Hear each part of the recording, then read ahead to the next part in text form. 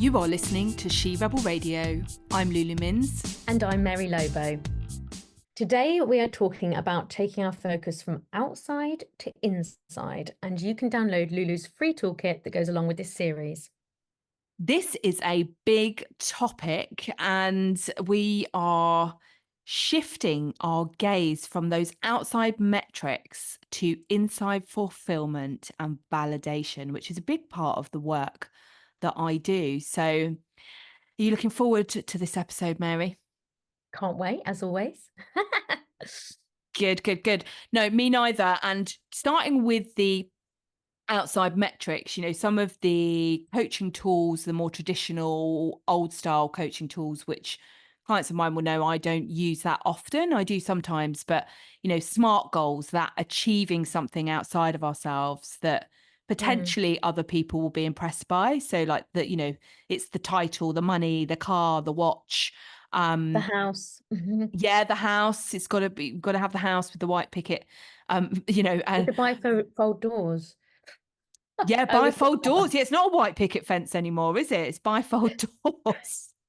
Or even window shutters, because blinds went, and then we need I window love shutters. those. I do Those love those. they're called plantation shutters or something. I love them. Yeah, they are super cool.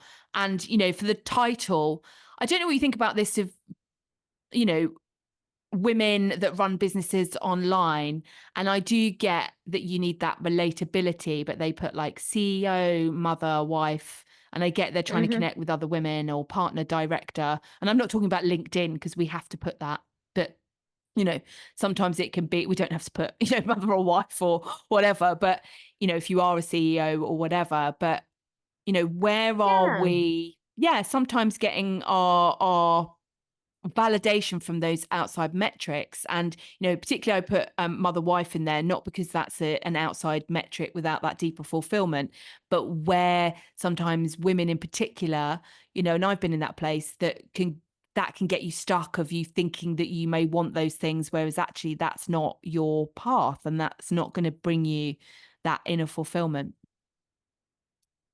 Yes, absolutely.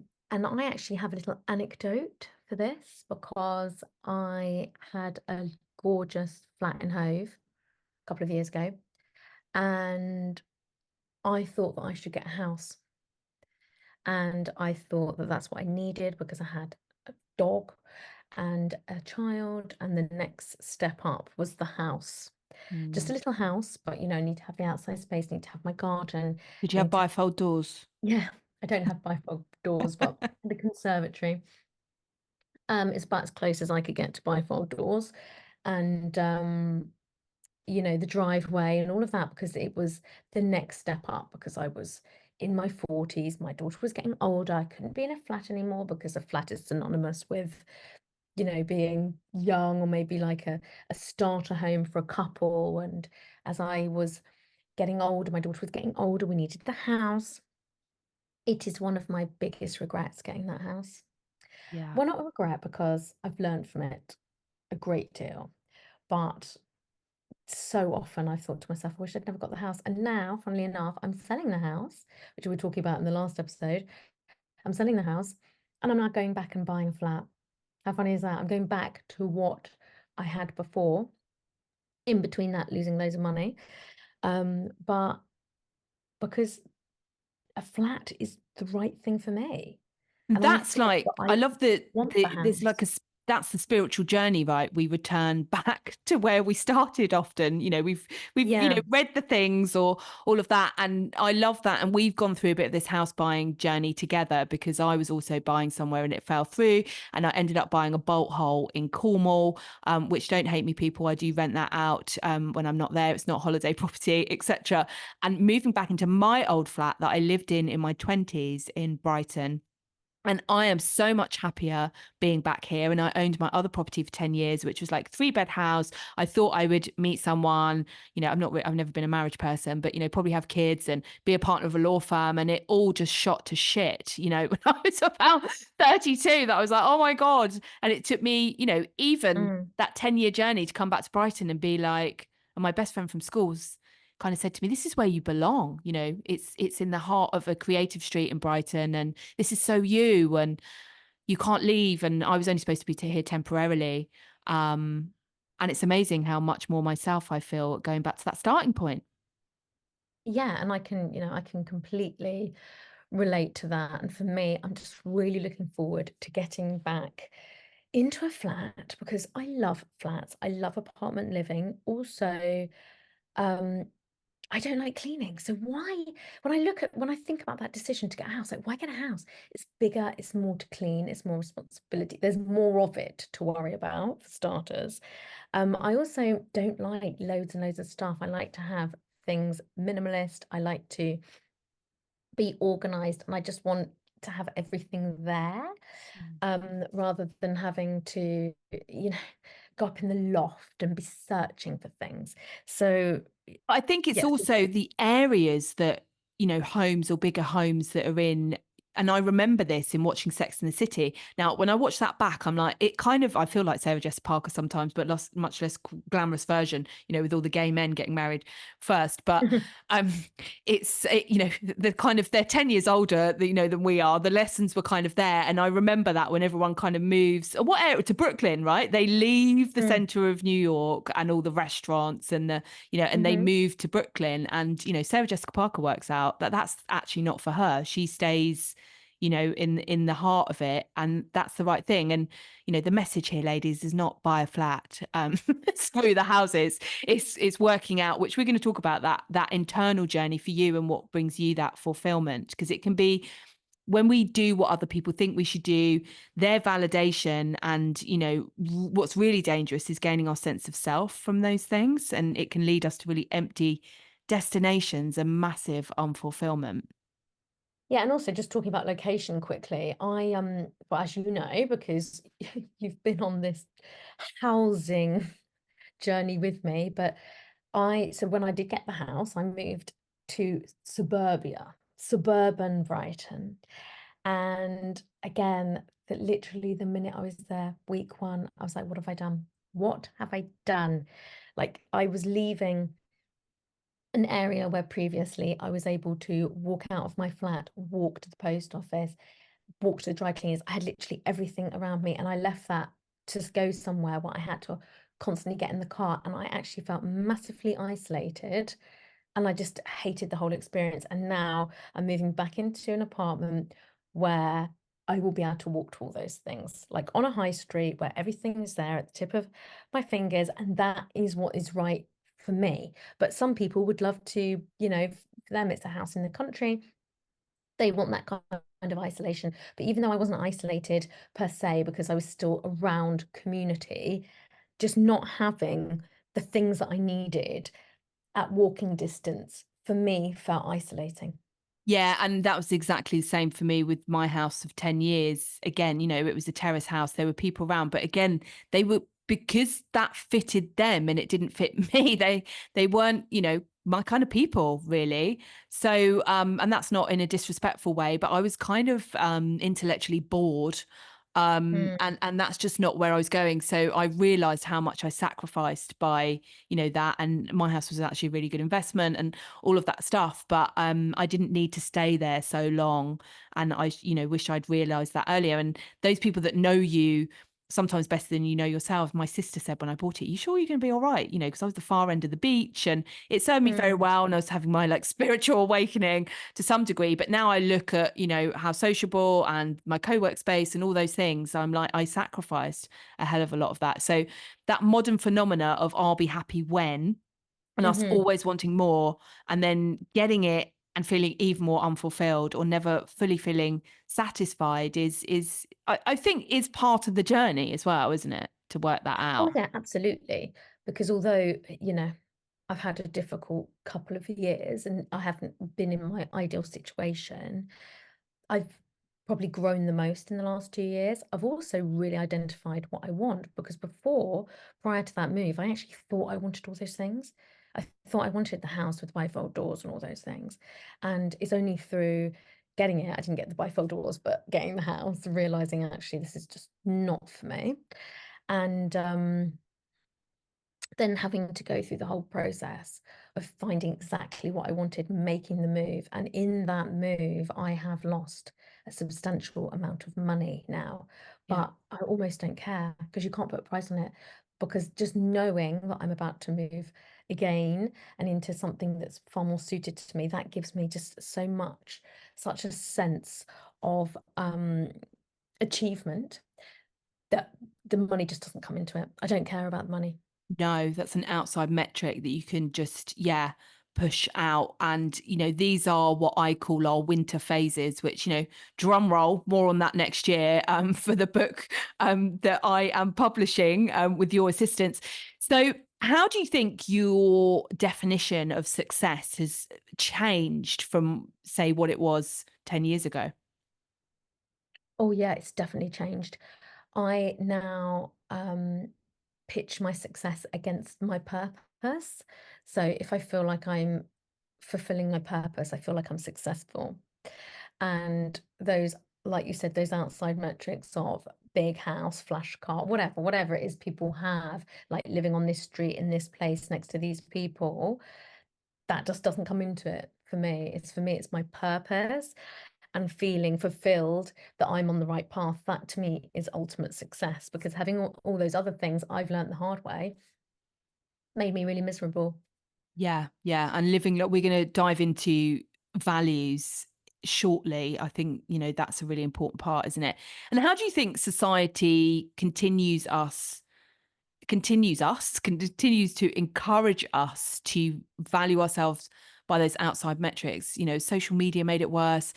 Are we even more impacted as women? I think as well it's our conditioning because I'm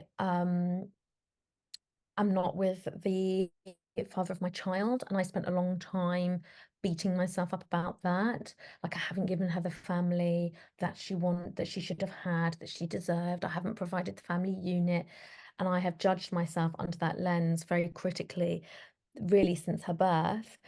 But now when I look at it, I think, my God, I mean, my daughter's got an even better situation because my ex-husband, he's now with a partner with a child of a similar age to my daughter. I have a partner who has a child, um, same age as my daughter.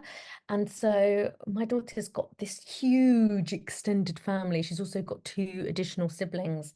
So suddenly, from this lens of being very critical towards myself that I wasn't able to provide her a family, if I remove that lens of, the stereotypical family of the mother and father still together, if I remove that lens and I actually look at it and we look at what we have created for her, she's got these two additional siblings, she's got two families that she loves. Christmas, she has these two experiences, she has two of everything. And my daughter's really happy. And when I've asked her, she's only 10, but we've had, conversations as she's got older about her experience, about family life. And she says to me, she absolutely loves it. I've said to her, how do you feel at Christmas that you spend 2 days here, then 2 days there? She's like, I love it. I have two Christmases, two loads of presents. She sees it as very, very positive.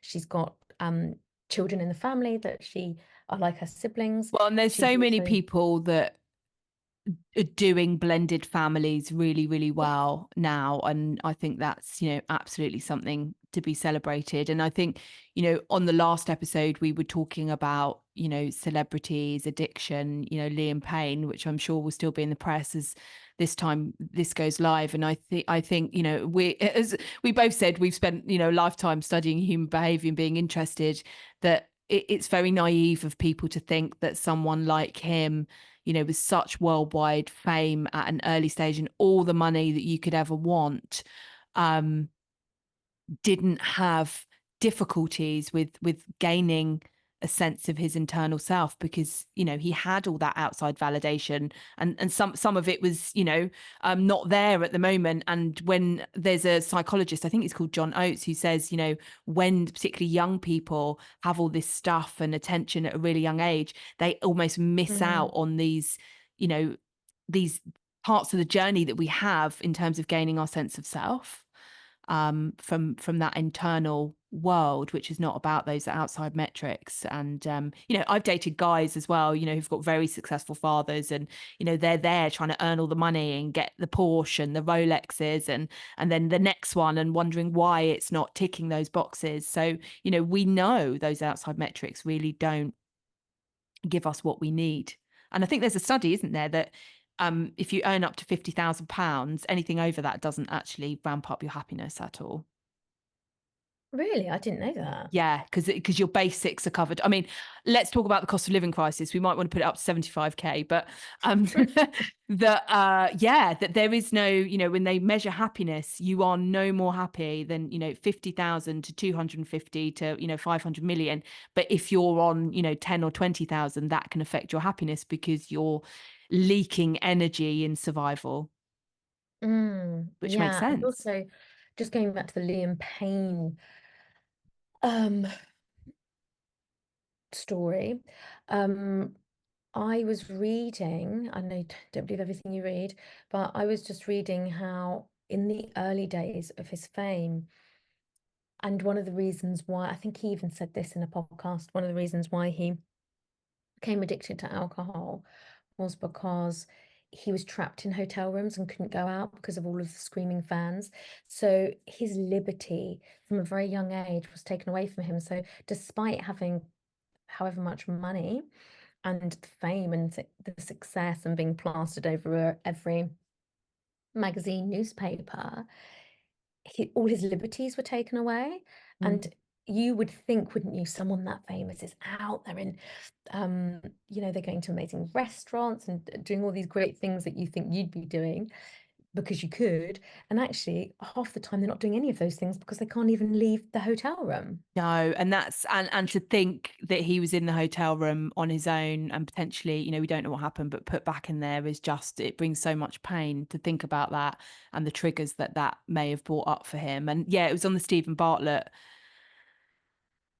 interview, podcast interview that I was listening to. But my dad's a musician. I grew up surrounded by musicians, not like massively famous ones, but that some of them were pretty famous, but for their era. And my dad's always said he's very kind of down to earth, with also younger friends of mine that desperately wanted to be rock and roll stars, and my parents ran a record shop, and my dad was, and he still goes on about it now, why would you want to be famous?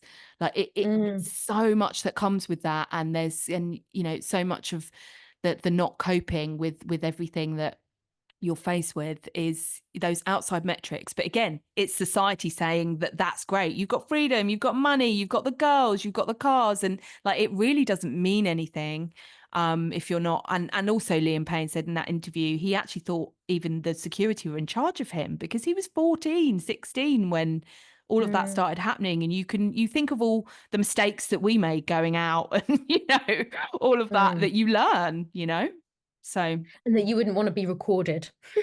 oh Would you? no, and I even think that with the younger generation now, where is the permission to fail in private and do all of those things and not have your mate filming it that you're being sick on the bathroom floor or whatever it might be, because but the younger Mm. generation is a bit better behaved than ours for the most part. But I'm not sure that's a good thing. Sometimes we need to blow out. Yeah, they're all going to have midlife crises. Yeah, they'll be doing it when they're our age, 100%. But let's talk about that inside fulfillment and inside metrics, which is, choosing the way that we want to feel now. We talked about that last time in terms of, staying present with our animals, going for a walk, your daughter, and all of that stuff. A skill that I love, and I give this to clients, or I've had clients come work with me for this reason, because I put it out there before, of like, how do you want to feel today? And what do I need to do today to feel that way? Checking in Mm, with yourself. And also, I think accepting that you have a choice. Yeah. Sometimes we feel that we don't have a choice in how we feel, or we blame others for the way we feel. But actually, there is a choice. Even, in the worst situations, you can choose how something makes you feel. And I know that that is very hard to sort of quantify. If you are in the depths of depression, you would say, well, one would say, I don't get to choose. And there's a difference between, a chemical imbalance, but if we're not fighting that, if we're not fighting a chemical imbalance, we can choose on a very prosaic level whether to allow someone to make us angry because of cutting us up on the Yeah, we road. were talking about that last time in terms of that Mm. reactivity versus Yeah, creativity, weren't we? And yeah, it's that I feel like what's important about that as well is, this happiness that we're talking about, or even fulfillment isn't a permanent destination either. It comes and it goes. And I think that's really important to remember. It's almost like confidence, it's a big thing for women and women in entrepreneurship. Oh, when I get confidence, no one's confident all of the time. It comes no. and it goes. And, remembering that and being present in those moments. As I said, what I found really important for me and also working with clients is living in accordance, as you said, with your purpose, but also our personal values, and how we actually live those out. What are some of your, core personal values, and how would you say that you live them out? Okay, so I think that, well, integrity is really important for me. Um, and I want to be around people with integrity. Same here. This is why we get on. Yeah, I really don't like bullshit. And I see through it. And it makes me really uncomfortable. And I can't be around people that I know are just bullshitting their way through life. Um, that's not to say that I don't believe in, like, sometimes obviously we all take risks and we have to be bold. I'm not saying not be bold, but I'm saying that people that are lying to themselves and lying to other people, I I'm just not down for that. So for me, No. integrity is a really, really big one. And And people even know though when I this, smell bullshit, they stay away from yeah, me like a because they know I'm going to say it. Like, I don't. But I definitely when I was learning to drive or first got my driving license, I had to bullshit my way through that, and it paid off in the end. Became a good yeah, driver in that's the what I end. mean. Sometimes you have to be bold, but that's not bullshitting. That's being bold. Yeah. There's a big difference. Mm. I don't want to be around people that are lying to me about who they are, what they represent. Um, and even if in a friendship, for example, someone challenges me or, questions me, or we come up against, some sort of friction, I don't mind. I'm fine. I don't care. I don't expect everyone to say yes to me or to agree with everything, but I just want people to be honest. Yeah, and I So think I'd it much actually rather, brings you closer when you create a bit of friction in a friendship, in a relationship with a oh family yeah, member, whatever, because you deepen your understanding of each other and what is important to one another. yeah, And I hate yeah, that business absolutely. bullshit as well, in terms of, when I first started a business, someone tried to sell me a 5K PR package and it just wasn't in integrity for where I was at.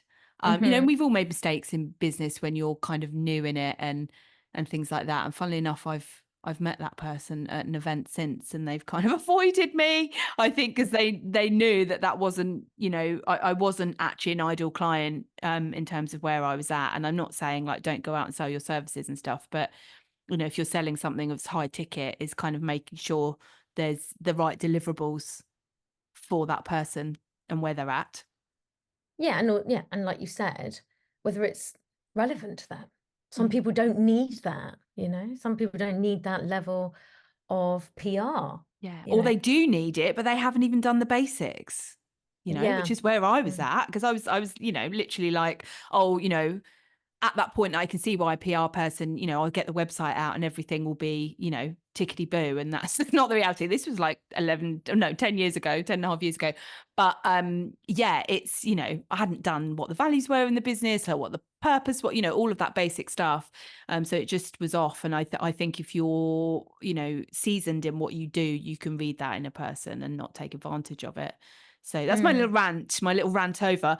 So how do you root yourself with an inner sense of self? And where do you feel like you're different from others? And I was also going to share one of my personal values, but I Ooh. totally forgot. I'll go back to that. It's quite a difficult question, right?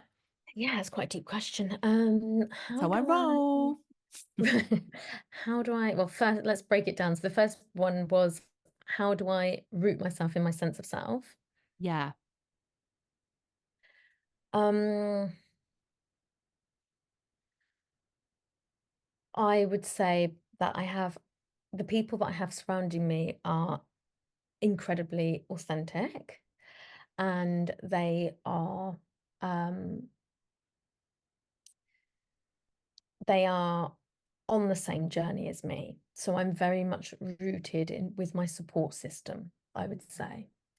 Um, I was going to say it's like, really powerful to have, like, my best friend from university when I was wanting to leave the legal profession reminded me of something that I'd said 10 years before, mm, because I was on that path of outside metrics at that point of, oh, well, of course you want partnership. And, why wouldn't I want the next promotion? And she, what her reminding me of what I'd said, that I would work in criminal justice for 10 years and then get the hell out.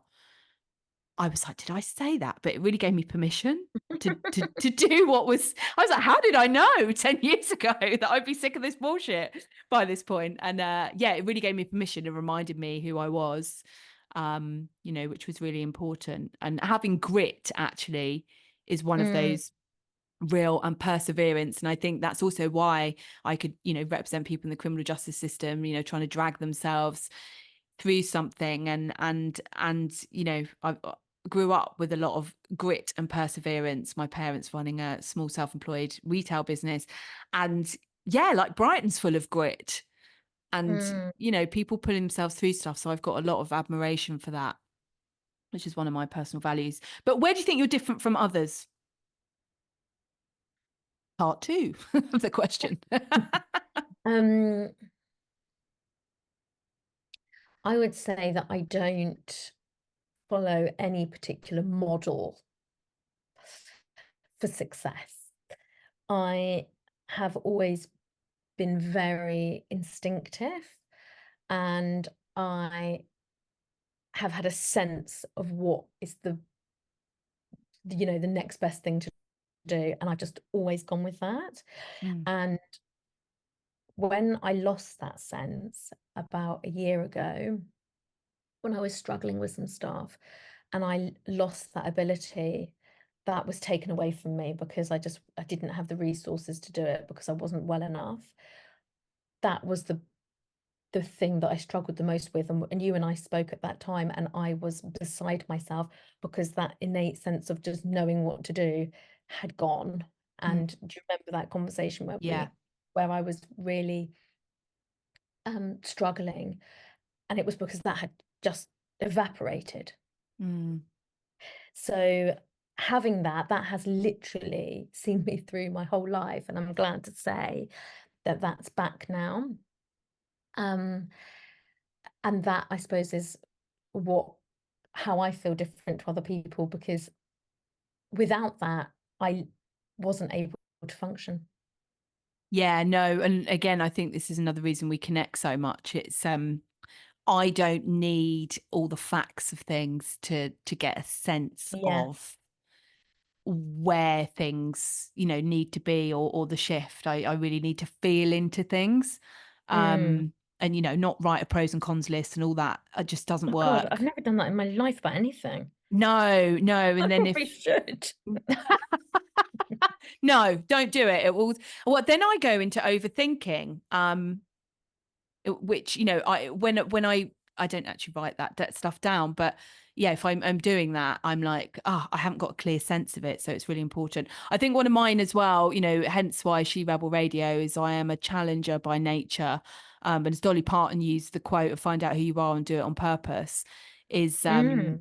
yeah, really embracing more of that. And a coach that I work with, this was pre-lockdown, like 5-6 years ago, I went to an event, and where was it, in Canada, and it came up, we were going through archetypes, that I was the rebel, but it brought up quite a lot of emotion for me because I've been rejected for that over the years, Mm. because I do say it how I see it, But the more I've kind of owned that, including this podcast being counter status quo, and, we've been having conversations, about the menopause or the female Mm. orgasm, or, Sharon Blackie, and, amazing authors that are becoming bigger. Lee Miller, the photographer, now massive Hollywood film. And, I Mm. was having the conversation 3 or 4 years ago. So I'm like, how can I embrace that, being a challenger or talking about things before they're in the mainstream, which part of that, I think, is I grew up in a record shop, independent record shop. We were selling music that was cool, that when it became the mainstream, we stopped selling it. Because Yeah. people would come to us or my parents for like, what's new, what's cool, what should we be listening to? And when I've had that real realization, I'm like, okay, you know, That reminds me, on just like ridiculous, bringing it to the micro level, yeah, that the other day I saw an advert for these new kind of like platform Uggs, and they look quite nice, but I thought I can't get them because they're Uggs. Like there's just something, it just repulses me. Sorry for Ugg wearers, but it's just like everyone's oh. got them. I don't Did you want used them. to have them? I've never had them before. I would never buy them because Oh, everyone's I got bought them. some in the States 10 years ago and I freaking loved them. And my Mm. nephew was talking about them yesterday. So I think they're making a comeback. Yeah, and I'm not saying that they're not great. I'm sure they are. But because I remember seeing every person I knew wearing them, it just put me off. It's like that Yeah. mainstream thing. I'm like, nah. But Yeah, I know what you mean. And then you'd get the people that they were super slouchy, that don't where walk the properly. heel And was then going they're, over. yeah, yeah, I can't bear that. Like mine was super No, smart me and neither. lovely. No. And I know. it can be a thing of like I wouldn't date someone in Crocs, and an ex of mine said that once, and I was like, don't worry, I don't have any. And then my mum had actually given me some for the garden. I was like, I'm not going to tell him. And then it can be not dating someone with Uggs. And my thing, I think, is I couldn't date someone who wears sliders. I can't get my head Oh, around really? I those. you see, I like sliders. I just But it's sliders can't. and socks, isn't it? It's the slider Yes. sock combo. They are outside metrics, guys. I just cannot deal. I cannot deal with them. So, but on that note, let's remind our listeners that you can download the free toolkit that goes along with this series. There are journaling tools in there, sharing all the shadow to self principles, about you being the woman who, lot you need to let Mm. go of and what you need to choose. So Mary always goes first, which if you've been following this series, we might switch it up halfway through. Do you Just, want to go first? Go first. oh no. Okay. Putting you This on the spot. Yeah, you were totally putting me on the spot. That's my job. That's also something I'm quite good at. But this week, I don't like it when the shoe's on the other foot and it's not a slider. This week, It's not an UGG. you're not wearing Uggs. I'm not wearing sliders. Um, this week, I will be the woman who lets go of outside metrics. Oh God, what should I say? I would do this by dating any man, regardless of what shoes he wears. That's a good one. Your turn. Don't judge a man by his shoes. Yeah, Um, we've learnt something today. this week I'll be the woman who chooses inside fulfillment. I will do this by acknowledging the fact that although my life has never been conventional, it's always felt right to me. Here, she rabble. Same. Amazing to have you co-hosting with me as always, and a big thank you to our She Rebel Radio listeners. Thanks, Lulu. You've been listening to She Rebel Radio with me, Lulu Mins. And me, Mary Lobo. If you enjoyed this episode, we'd love it if you left us a review. And perhaps you could share this episode with another amazing woman.